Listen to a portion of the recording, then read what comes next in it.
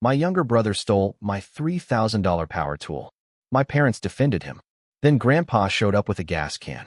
The room went dead silent. I was 30 years old, living in a small town in North Carolina, and the last thing I needed was more family drama.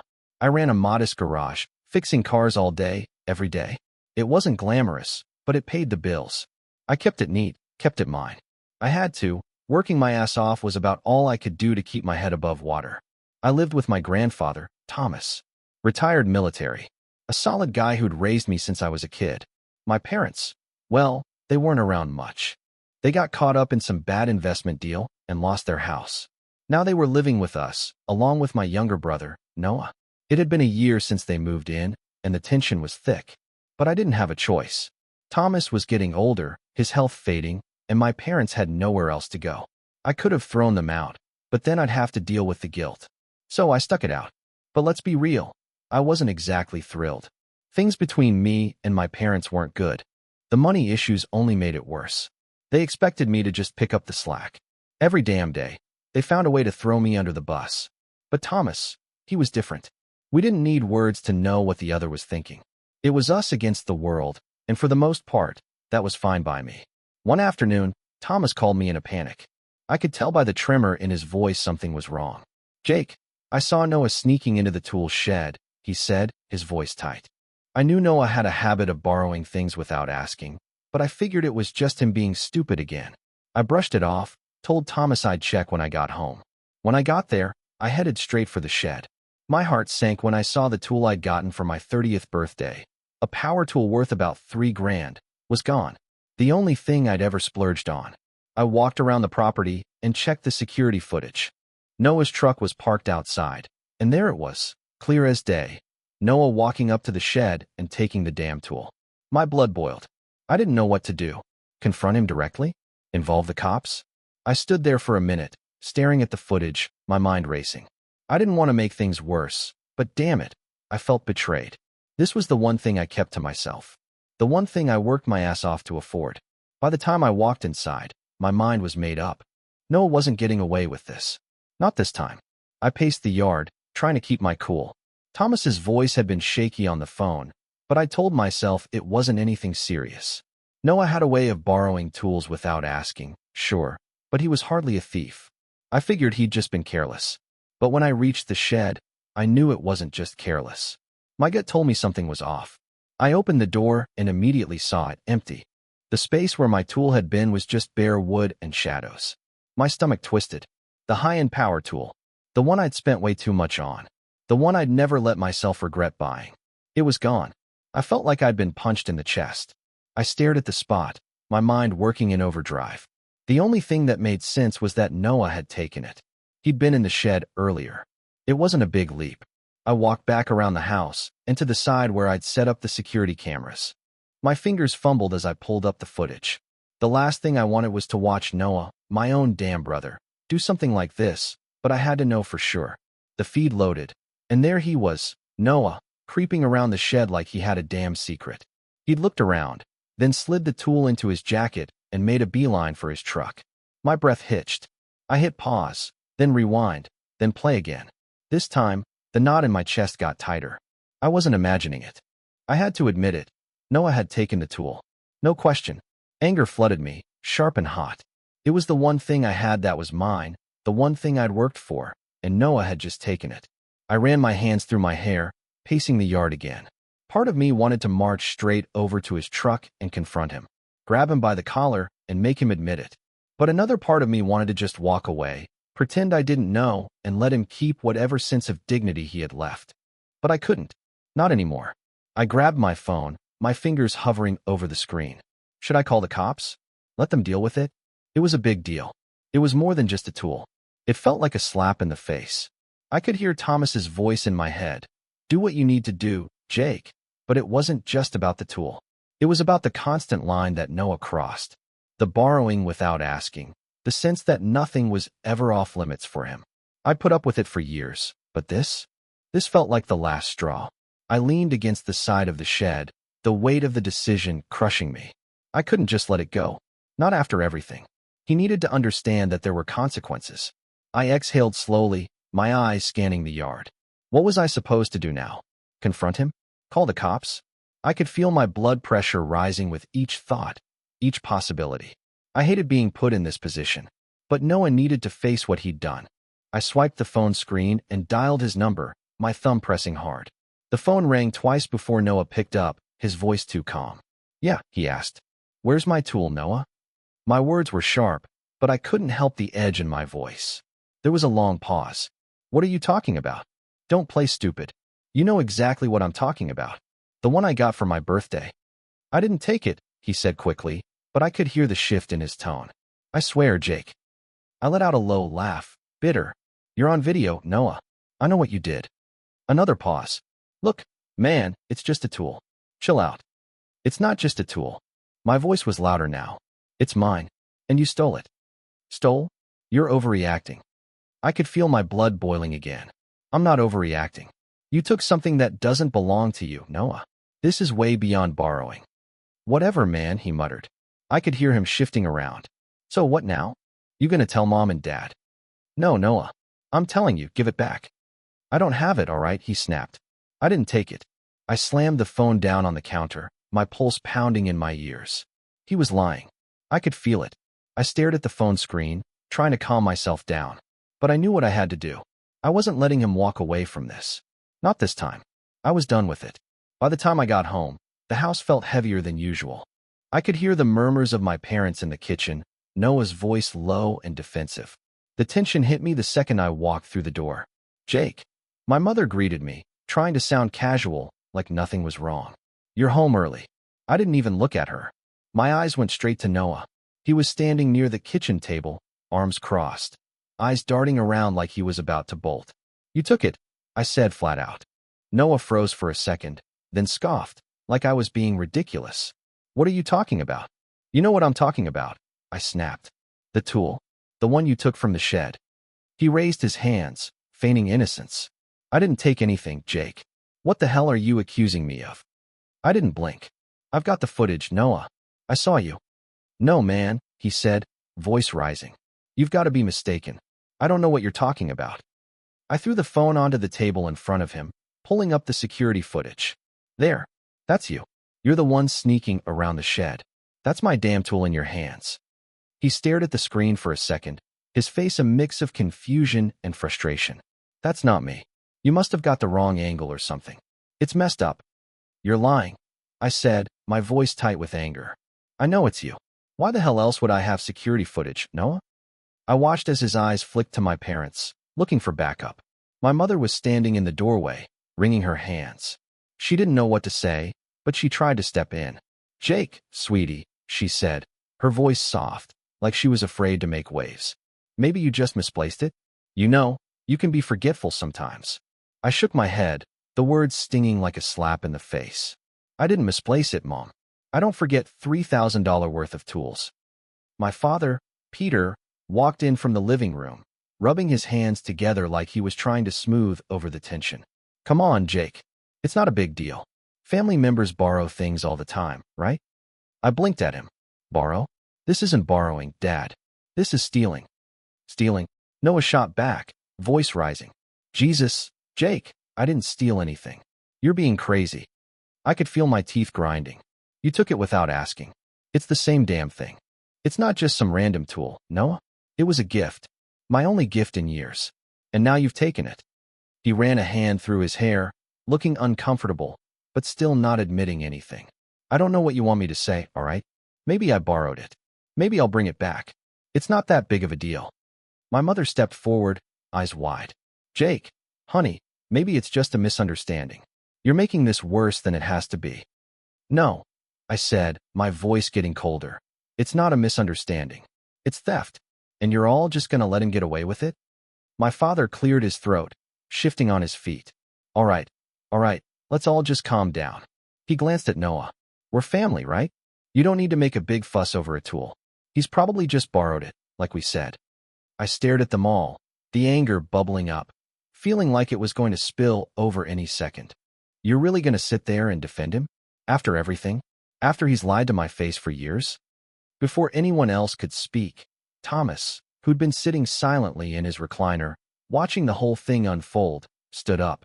His chair creaked under the movement, the room falling into a tense silence. He didn't say a word at first, but I could see it in his eyes. There was a shift in him, something quiet but fierce. "Jake's right," he said, his voice steady but carrying weight. My parents turned to him, surprised by his intervention. "What are you talking about?" my father asked, his voice tense. Thomas didn't flinch. "It's not about the tool. It's about respect. Noah took something that wasn't his, and now he's standing there denying it.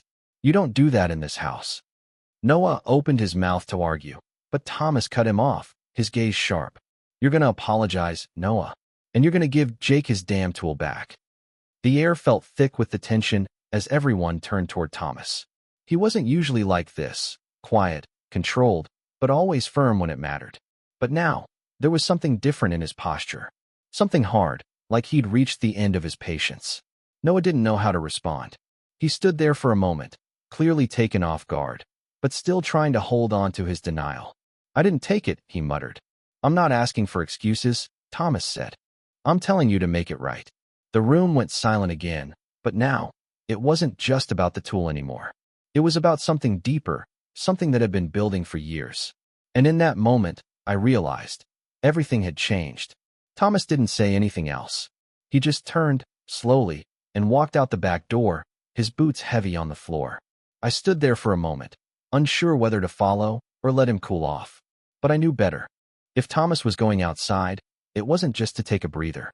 I followed him, my heart pounding. I didn't say a word as we crossed the yard, my feet dragging behind him. When we reached the shed, he opened the door, his movements stiff but purposeful. He grabbed the gas can that was sitting on the shelf, barely looking at me as he did. I could feel a knot tighten in my chest. I didn't know what was coming, but I had a bad feeling. Thomas didn't waste time. He walked straight to Noah's truck, which was parked near the driveway. The can of gasoline dangled in his hand like a weapon, and the sound of the gas splashing onto the truck bed was so loud it echoed in the quiet evening. His face was set, his jaw tight. He moved slowly, deliberately, as if he was calculating each drop. The smell hit me next, a sharp, bitter odor that made my stomach flip. I stepped forward, unsure of what to do, my mind racing. "Thomas, what the hell?" He didn't answer, just continued pouring the gasoline, his hand shaking slightly. I couldn't tell if it was from rage or something else, but the sight of him doing this, deliberately, without hesitation, made my heart race. He was out of control, and yet, there was something oddly calm about him too. "Jesus," I muttered, looking back at the house, half expecting my parents to come running out. It wasn't until I heard the door slam behind me that I knew they had. Peter and Noah were both charging toward us, their voices rising in panic. "What the hell is going on?" Peter shouted, his face pale as he saw what Thomas was doing. Noah, still clueless about the severity of the situation, stood frozen by the door. His mouth worked, but no words came out, just wide-eyed shock. I couldn't take my eyes off Thomas. "Stop it," Peter yelled, rushing toward him. "What are you doing?" Thomas didn't flinch. He didn't even look up. He finished soaking the truck, then set the gas can down with a heavy thud. For a moment, all was silent. Peter's breath was ragged, his panic clear, but Thomas stood his ground. "You're gonna apologize to Jake," Thomas said, his voice low, barely a growl. His eyes didn't move from Noah. Noah's mouth opened and closed like a fish, but no words came out. I could feel the tension in the air, the weight of Thomas's words hanging heavy between us. My father was close to breaking down, but Thomas's gaze never wavered. "I didn't steal anything," Noah mumbled, his voice shaking. "I didn't take it." "Then why don't you return it?" Thomas's voice cut through the air like a blade. "You've got the damn tool. Stop lying." Peter lunged forward, hands up, trying to grab Thomas's arm. "Stop, Thomas. This isn't the way. You're going too far." But Thomas didn't budge. He didn't even flinch. He looked over at Peter, his expression cold. "You let him walk all over you, Pete. He's stealing from your own damn son, and you're letting him get away with it. Not anymore." Peter's eyes went wide with disbelief, the color draining from his face. He stepped back, almost stumbling. "This is family, Thomas. You can't do this. You can't destroy everything over a tool." The anger in Thomas's eyes flared, but he didn't raise his voice. "I've put up with enough of this. I don't need a damn tool to see what's wrong. I'm not going to sit back and let him ruin everything. Not anymore." I felt something shift in the air, like a momentary tension that was too much to hold. It wasn't just about the tool anymore. It was about respect, about boundaries, about how much my family had taken for granted over the years. And I could feel Thomas was done. Noah stood there, his eyes darting between the three of us, like he was looking for an escape. But there wasn't one. Thomas had made sure of that. I couldn't help but feel a weird sense of relief. For the first time in a long time, I wasn't the only one fighting for something. But it also made me uneasy. The whole situation had taken a turn I hadn't expected, and I wasn't sure where it would end. The power dynamics had shifted. My father, usually the one in control, was now a bystander in his own home. Thomas's voice cut through the silence again, cold and steady. Apologized, Noah. Now. Noah didn't move. He was trapped, and we all knew it. The heat from the gasoline stung the air, adding to the thick tension between us. I watched Noah's eyes shift from Thomas to me, and then back to Peter. His face twisted, but there was no apology coming. Not from him. Not yet. I didn't know what to expect next, but I knew one thing. This wasn't over. It couldn't be. The tension between us was suffocating. Noah hadn't moved. He stood there, wide-eyed, hoping to melt into the ground, but there was nowhere to hide. My father, Peter, stood a few feet away, wringing his hands, his mouth working but no words coming out. It was like he was still processing what was happening. His panic was evident, but nothing he said had made an impact. Thomas didn't flinch. He was holding the gasoline can in one hand, the lighter in the other, his face set in a kind of cold determination that was terrifying. He wasn't playing around. The flicker of fire from the lighter caught in the fading sunlight, and I could feel the heat radiating from it, even from where I stood. Peter finally took a shaky step forward, his voice high-pitched. Thomas, you need to calm down. This is crazy. It's just a tool. A stupid tool. Thomas's head whipped around, and he locked eyes with my father, his gaze unwavering. If borrowing things is so normal, Pete, then why don't I just take these cars too? They're mine now, right? Peter froze, his mouth hanging open as he tried to process the words. His face went pale, his hands shaking. He glanced from the truck to Thomas's face, his mind scrambling to catch up. What? What are you saying? Thomas's lips curled into a thin, grim smile. I'm saying, if it's all just borrowing, then why should I ask? I could just take what I want. I could take your cars. They're mine too, right? The words hit Peter like a physical blow. His eyes flickered with realization, then fear.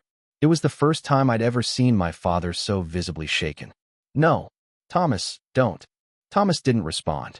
His eyes never left my father as he lifted the lighter higher, the flame dancing in the air. I could feel the heat intensifying, the raw power of his anger crackling around us. I didn't know if he was really going to set the truck on fire, but I knew he was damn close. I wanted to step in. I wanted to tell him to stop. But something held me back. I was horrified. Yeah, but there was also a part of me, deep down, that felt relieved.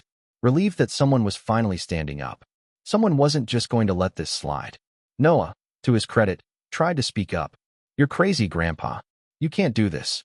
His voice cracked as he took a shaky step back, his legs clearly uncertain under him. Thomas didn't flinch. He didn't even blink.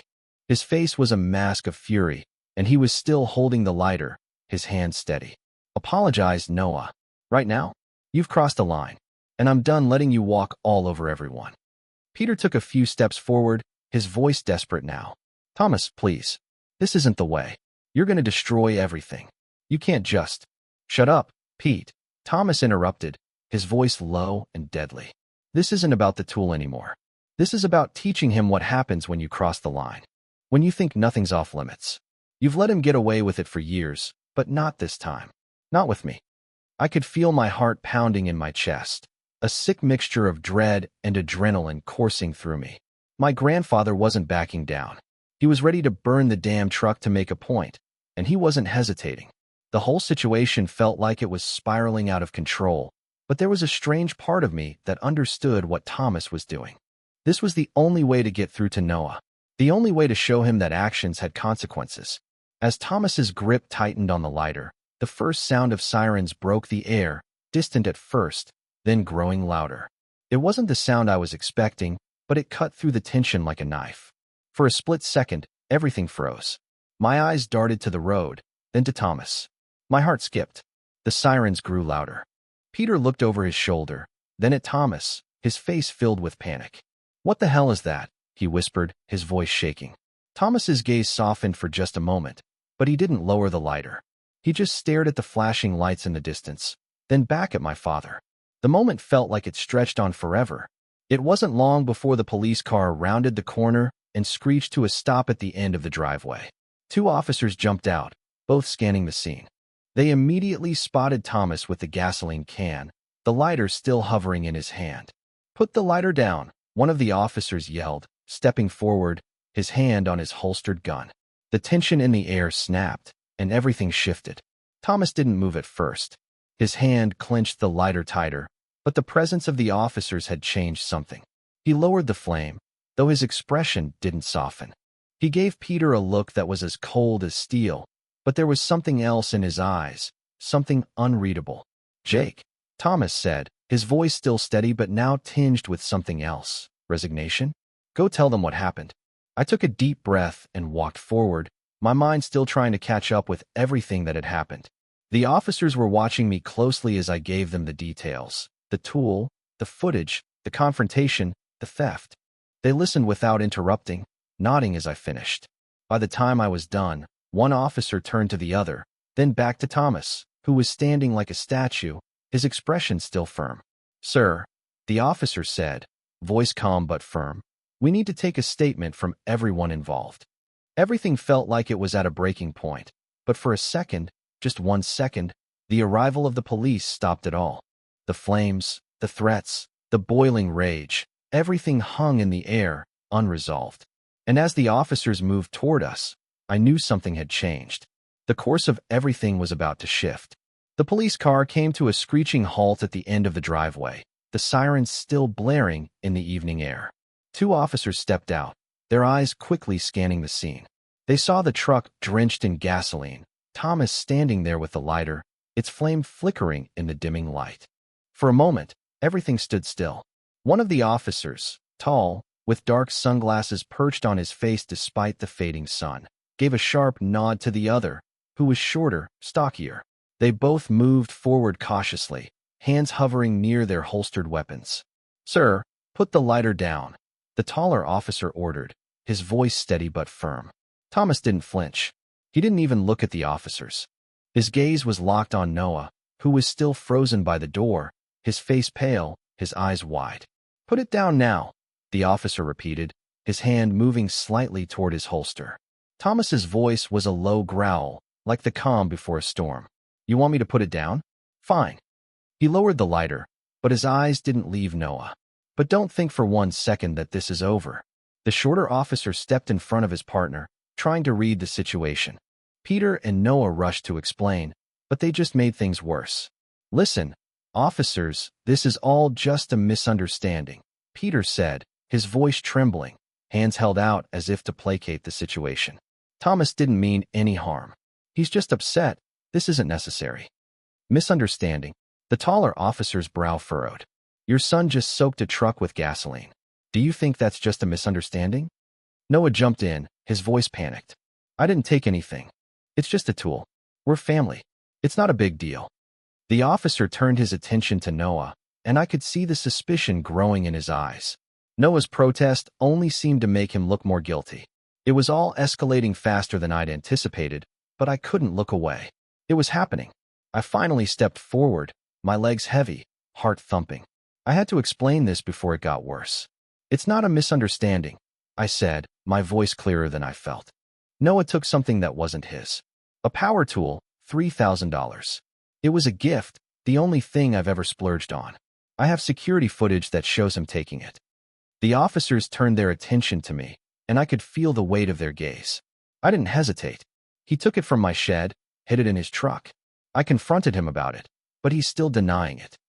The shorter officer nodded, pulling out his notebook. "We'll need to see that footage, sir." I didn't even hesitate. I pulled out my phone, quickly showing them the video of Noah sneaking into the shed and taking the tool. The officers watched, their faces serious, then exchanged a look. The evidence was undeniable. "All right," the tall officer said, his tone shifting, more businesslike now. "We'll take your statement, Jake. But it's clear what happened here." Thomas stood quietly beside me, arms crossed, his eyes never leaving Noah, his anger still palpable. But now there was a strange calm to him, like he was watching everything unfold exactly as he'd planned.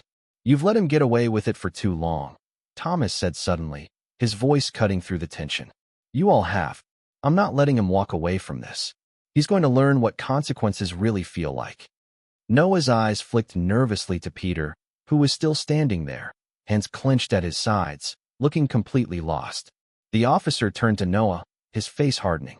"You're under arrest for theft, son. You have the right to remain silent. Anything you say can and will be used against you in a court of law." Noah opened his mouth to protest, but no sound came out. His face twisted with disbelief and fear. This is insane. "I didn't." "Shut up, Noah," Thomas said, his voice a low, seething growl. "You should have owned up to it." I stood there, numb, watching as the officers cuffed Noah. His hands trembled as they slipped the cold metal around his wrists. He was still in shock, his mouth opening and closing as if trying to say something, but no words came. He looked at me, and there was this broken look in his eyes, something I hadn't seen in him before. It was like he was finally realizing the consequences of his actions. Peter was beside him now, his hand on Noah's shoulder, trying to speak to him, trying to make him understand. But Noah didn't listen. The officers guided him toward the squad car, and Peter looked at me, his face twisted in anger and pain. "You've destroyed this family, Jake," he spat, his voice full of venom. "You've gone too far." I didn't respond. I couldn't. My throat felt like it was full of cement. I could hear Thomas muttering under his breath, but I didn't care. My eyes were locked on the squad car as they pushed Noah inside, his face still contorted in disbelief. The car's engine roared to life, and as it pulled away, a strange sense of satisfaction settled in me. It wasn't over, not by a long shot. But in that moment, I knew something had changed. It wasn't just the end of Noah's free ride. It was the end of letting things slide. And for the first time, I felt like I had control. Noah didn't stop pleading. As the officers led him toward the squad car, his face twisted in desperation, like he couldn't grasp what was happening. "Jake, please. Don't do this. I didn't steal anything." He was crying now, the words coming out in a broken mess. But there was no part of me that felt bad for him. "Shut up, Noah," I said, my voice steady but tight. I couldn't even look at him. "This is what happens when you keep lying." He struggled against the officer's grip. "I didn't steal it, man. You know I'd never steal from you. Please don't let them do this. I'll give it back. I'll fix it. Just don't. Don't let them take me away." I felt a coldness settle deep in my chest. This wasn't my brother anymore. The guy I'd grown up with, the one who could always talk his way out of things, was gone. All that was left was this crying, desperate kid who was too late to face the music. Peter was beside him now, his hand outstretched toward me. "Jake, please, this is too much. You don't know what this is going to do to him. To all of us. You can't let them take him." But I stood there unmoving. I wasn't going to back down. I wasn't going to let him get away with this again. I could feel my father's pleading eyes on me, but they didn't change anything. "Let them do their job, Pete," I said, my voice firm. "This is bigger than just Noah. It's about everything he's done to this family." Peter's face went from red to pale in a split second. He stepped forward, his voice rising in panic. "Jake, this isn't the way. We're family. You can't just—" "No," I cut him off. "I'm not doing this anymore. You want to let him ruin everything? Fine. But I'm not." I didn't look at Thomas. I couldn't. Not right then. But I could feel his presence, steady and quiet, from the porch behind me. Watching, not interfering, just letting me do this. The officers finished cuffing Noah, and one of them turned to Peter, warning him to back off. Peter's face twisted with disbelief, and for a moment, I thought he might actually try to stop the officers physically. But he hesitated, the reality of the situation finally hitting him. "Noah," Peter said, his voice breaking as he reached out to his son. "Please, just tell him it was a mistake. Tell him it wasn't your fault." Noah didn't respond. He just sniffled, looking at me with wide, pleading eyes. "Jake, please, don't do this. You're going to destroy everything. You're going to destroy us." He sounded so pathetic, so small, that a part of me wanted to cave. But the bigger part, the part that had been fed up for so long, stood strong. I didn't know him anything anymore. Not after everything he'd done. "Get in the car," one of the officers said, his voice calm but firm. Noah didn't fight it. He couldn't. They shoved him into the back seat, and the door slammed shut with a finality that made my stomach turn. I stood there, frozen, as the car's engine roared to life. Peter took a few steps back, his shoulders hunched in defeat. He looked at me, his eyes burning with hurt. "You've destroyed this family, Jake. You've torn us apart." The words hit me like a slap, but I didn't flinch. I couldn't afford to. If I let him get to me now, everything I'd done would mean nothing. I didn't say anything. I just stood there, watching the car pull out of the driveway. The tires kicked up dust as it sped off, and in the silence that followed, I heard my mother's soft sobs from the porch, but I couldn't bring myself to care about them right then. Thomas was still watching from the porch, his arms crossed. He nodded once, just a slight movement, like he was acknowledging something that had been settled. I felt my legs weaken as the tension of the moment started to sink in, but I didn't look away. I couldn't. I had done the right thing. It didn't feel like it in that moment, but I knew it would later. I'd made my choice, and as much as it hurt, as much as it cut through me to watch my family fall apart, I knew it was the only way forward. And deep down, I felt something shift in me. Maybe for the first time in my life, I was the one in control, the one who decided what happened next, the one who didn't let the family rot from the inside anymore. I turned to walk back toward the house, my heart still pounding in my chest. And though I knew things would never be the same, I couldn't help but feel a strange sense of relief. The days after Noah's arrest were thick with an unsettling silence. The house felt smaller, the air heavier. My parents, once a constant presence, were now ghosts in the background. They moved through the house, avoiding eye contact, like strangers who didn't know how to exist in the same space anymore. It was like they were trying to shrink into the walls. The house, which had always been loud and chaotic, now felt suffocatingly quiet. My mother's soft voice had disappeared, replaced by a cold, detached silence. Even when she spoke, it was nothing more than pleasantries. No warmth, no connection. Peter, my father, seemed to exist in a permanent state of discomfort. He'd walk into a room, glance at me, and immediately turn away, like he couldn't bear to be near me anymore. His shame was palpable, his shoulders always hunched, like he was bracing for a hit. It was obvious they knew the rift was permanent. There was no coming back from what had happened. I didn't care. It was the first time I'd ever felt completely detached from them, like I was standing outside of the family I grew up in. And maybe that was the point. Maybe that's what I needed.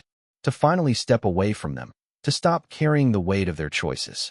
They didn't try to manipulate me anymore. They didn't need to. The games were over. But it wasn't any better. The passive-aggressive comments came in their place. Small jabs about me, always making the hard choices, or me being too hard on Noah, like I was the one who had wrecked everything. They made me feel like I was the bad guy for enforcing some damn boundaries. And then there was Noah. He was in jail now, still waiting for his trial. I knew the possibility of his future being ruined weighed heavily on my parents. They'd made no secret of it. They sat at the kitchen table late at night, whispering, their faces drawn, as if they could fix this with enough guilt. I didn't care.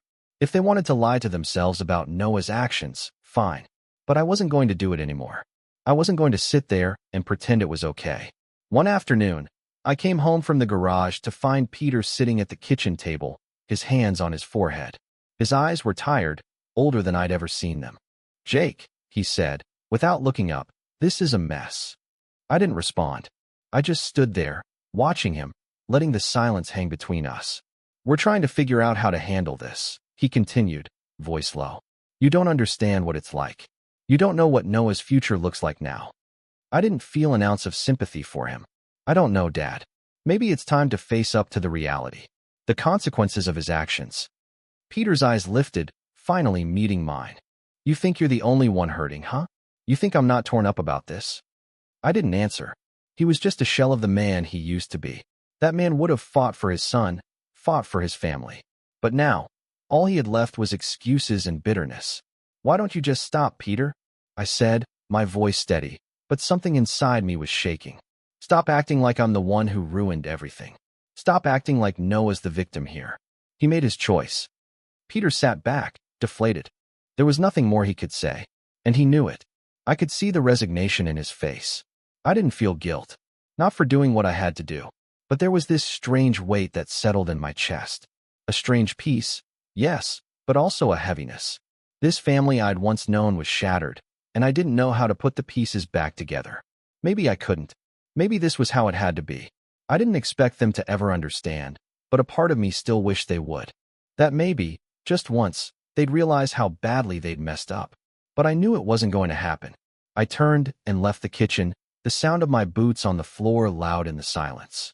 As I passed the living room, I glanced at Thomas sitting in his recliner. He gave me a slight nod. He didn't need to say anything. His approval was clear in that simple gesture. It was strange. He was the only one who didn't question my decision, the only one who wasn't wrapped up in the guilt and the mess of it all. And maybe that's why I felt like I could finally breathe. But the house still felt heavy. The weight of everything hung in the air, like a storm that was never quite finished. The family was broken now, and there was no going back. I didn't know what would come next. I didn't know how this would all unfold. But in that moment, I knew something had shifted. I had made a choice, and it had to be enough. A month had passed since Noah's arrest, and the tension had only grown thicker in the house. It was like living in the middle of a storm that never quite broke. My parents were quieter, more withdrawn, and everything felt forced. The silence between us was louder than any argument could have been.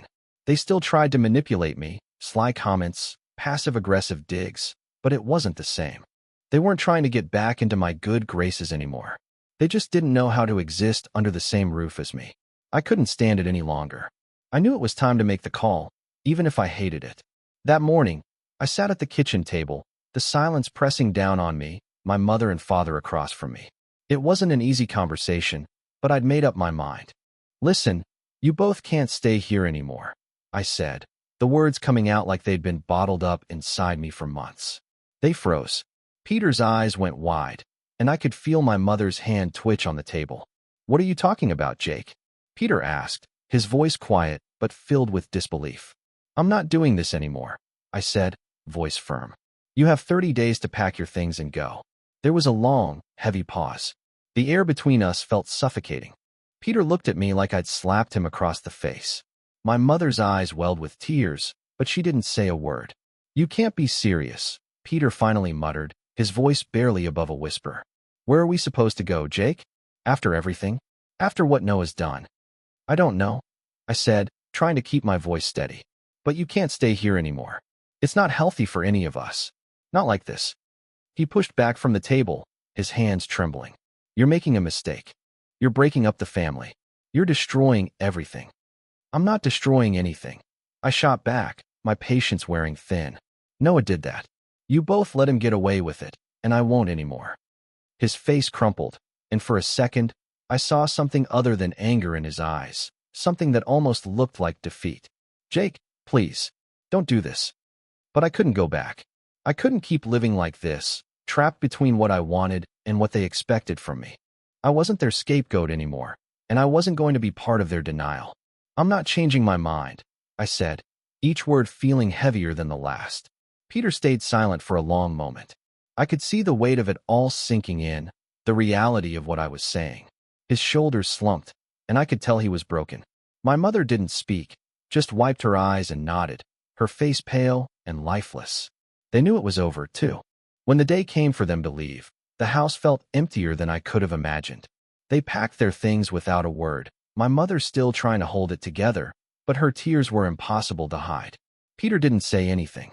He just moved through the house, quiet and small, as if he was already half gone. I stood by the door as they loaded their things into the car. My heart felt like it was being pulled in two directions, relief on one side, guilt on the other. But it wasn't guilt that kept me rooted in place. It was the fact that, for the first time, I was doing what was right for me.